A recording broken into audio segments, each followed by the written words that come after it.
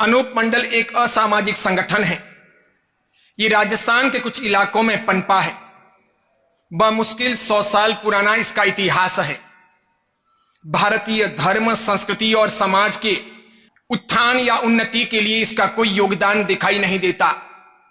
100 साल का इसका इतिहास और 100 साल की इसकी गतिविधियां ये बतलाती है कि आपसी शांति को तोड़ने के लिए, समाज में परस्पर वैमनस्य को खड़ा करने के लिए, लोगों को गलत मार्ग पर धकेलने के लिए इसने प्रयास किए हैं।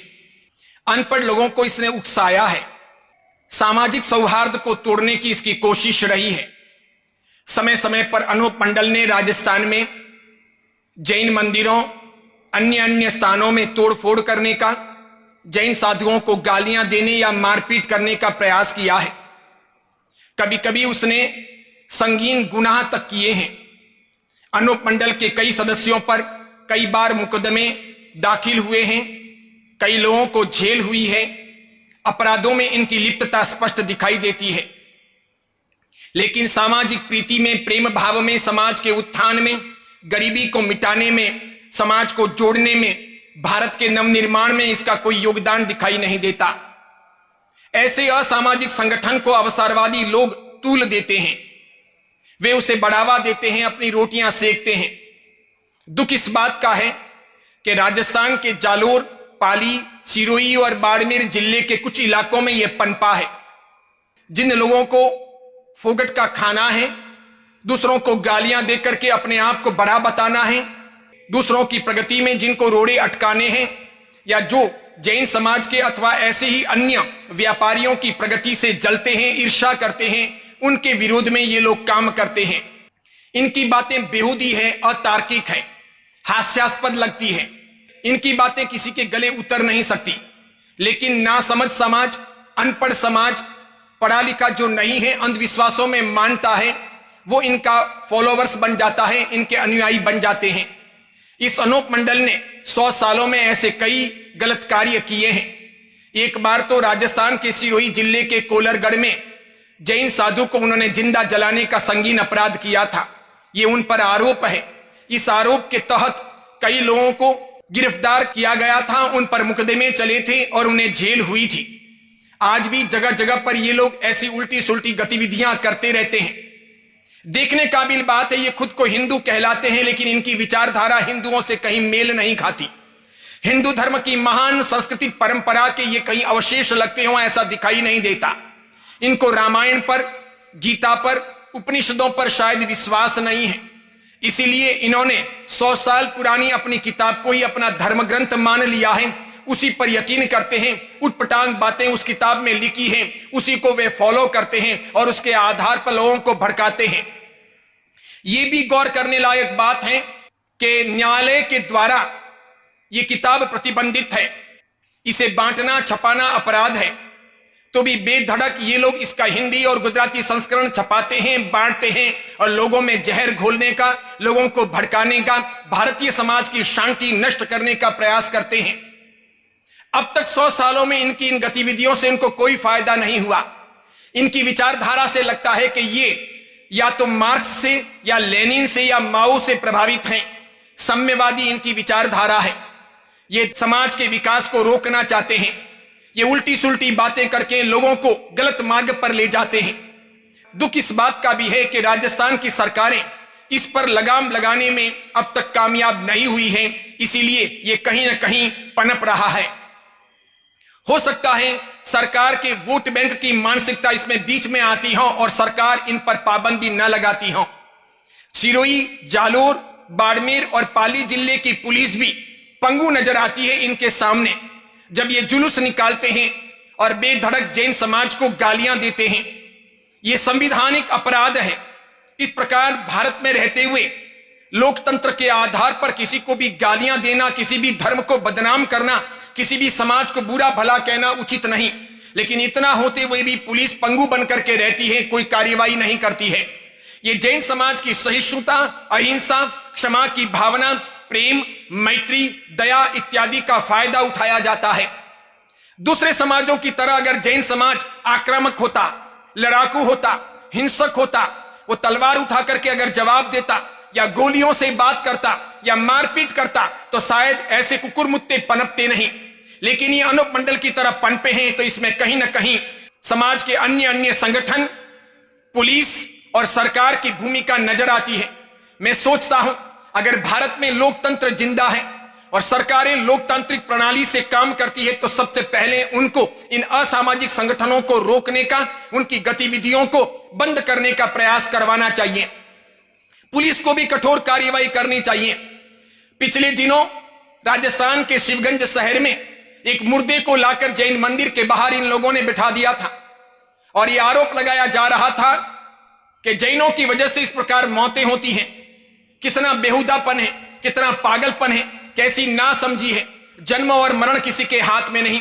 अगर जैनों के हाथों में जन्म और मरण होता तो कभी जैन अपने मानने वालों को जन्म दे देते और अपने नहीं मानने वालों को मृत्यु दे देते। जन्म और मृत्यु तो कर्म के अधीन है। उसी प्रकार बारिश की बात हो, फसल की बात हो, दुष्काल की बात हो या महामारी की बात हो, किसी के हाथों में यह है नहीं। लेकिन जैन समाज के विरोध में लोगों को खड़ा करने के लिए ये ऐसे काम करते हैं। अनूप दास नामक एक व्यक्ति थे। उन्होंने एक बार जैन समाज के एक व्यक्ति से कुछ पैसे उधार लिए थे। वचन के अनुसार, वादे के अनुसार वे पैसे चुका नहीं सके, उन्होंने अदा नहीं किए। ये कैसी अनीति थी, कैसा अन्याय था कि जब चाहिए थे तब पैसे मांग करके ले लिए, वक्त आया तो लौटाए नहीं। जैन ने उनसे अपने उधार पैसे, बकाया पैसे वापस लौटाने की बात कही तो वो भड़क गए। उसके बाद में उसने जैन समाज के विरोध में अलग अलग प्रकार के कारनामे करने शुरू किए। आगे जाकर के उसने किताब लिखी और वही बातें अनूप मंडल के तौर पर प्रकट हुई। अब ऐसा अन्याय, ऐसी अनीति चलती हो और तब भी सब लोग चुप रहें। आपसे कोई चीज मांगे, आप दो और वापस वो न लौटाएं। आप मांगो तो वो आप पर गुस्से हो जाएं, आपके सामने आपराधिक रूप में प्रस्तुत हो। ये कैसा न्याय, ये कैसी नीति, ये कैसा संविधान, ये कैसा लोकतंत्र। इसीलिए मैं सभी समाजों से कहना चाहूंगा कि वे सावधान बने, अनूप मंडल के चंगुल में कहीं ना फंसे, अपने लिए आपराधिक स्थितियां मोल ना लें। ये पाप है, अपराध है जो अनूप मंडल के साथ में जुड़ते हैं। वे आज नहीं तो कल कहीं ना कहीं इसकी सजा भुगतेंगे। वो कानून की सजा भी होगी और वो ऊपर वाले की सजा भी होगी। क्योंकि जो अनूप मंडल अहिंसक समाज को गाली देता हो, अहिंसक साधुओं को मारता हो, लूटपाट करता हो, मंदिरों को तोड़फोड़ करने की प्रेरणा देता हो और नाना प्रकार की आपराधिक गतिविधियां आगे बढ़ाता हो, ऐसे को समर्थन देना, ऐसे का समर्थक बनना या ऐसे की बातों में कहीं ना कहीं सहभागी बनना, यह निम्न कोटि का अपराध है। ये कहीं ना कहीं सर पर फूटेगा, कहीं ना कहीं निकलेगा। इसीलिए ध्यान देने जैसी बात है। दूसरी एक गौर करने जैसी बात है कि भारतीय संस्कृति में जैन धर्म तो बहुत पुराना है। यह भारतीय संस्कृति का अभिन्न अंग है। इसका इतिहास लाखों करोड़ों वर्ष पुराना है। भारतीय संस्कृति के किसी भी धर्म में, किसी भी पंथ में, किसी भी किताब में जैन धर्म के विरोध में ऐसी कोई बातें नहीं लिखी गई हैं।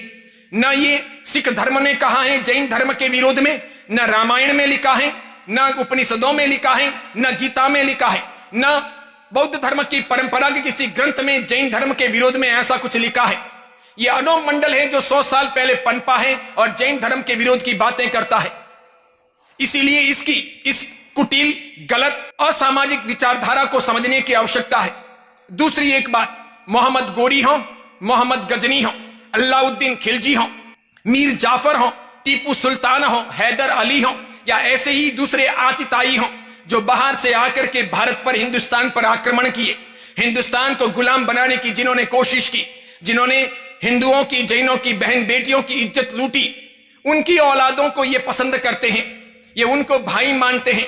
यानी जिसने सोमनाथ को तोड़ा वे औलादें उनकी भाई, जिन्होंने भारतीय संस्कृति को नष्ट करने का प्रयास किया वे औलादें उनके भाई, जिन्होंने भारत को गुलाम बनाने की कोशिश की वे औलादें उनके भाई, जिन्होंने बहन बेटियों को लूटा वे औलादें उनके भाई।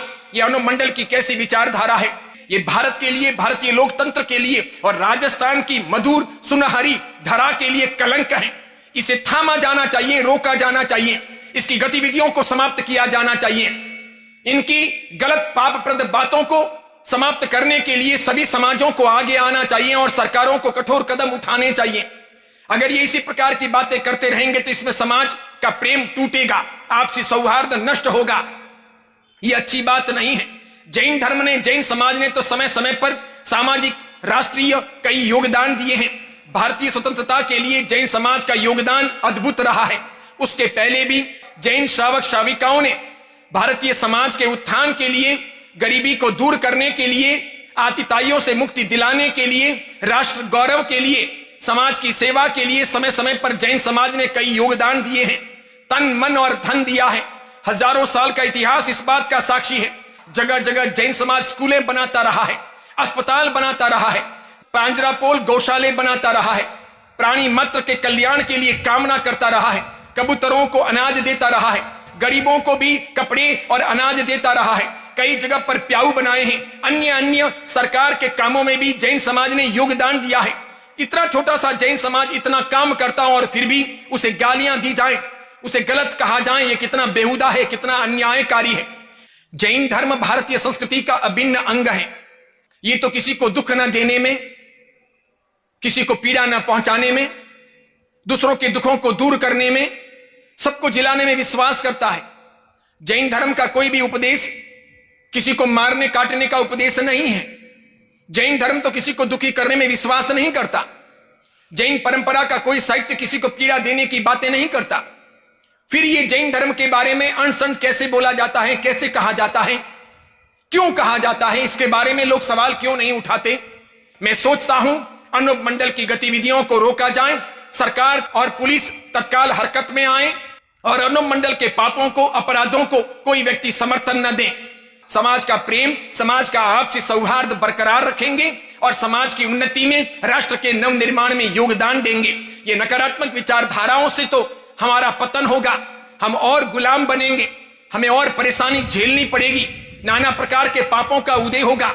इसीलिए इन सब चीजों को रोकने के लिए सभी समाजों को आगे आना चाहिए, यही मैं निवेदन करता हूं और सभी को आशीर्वाद प्रदान करता हूं।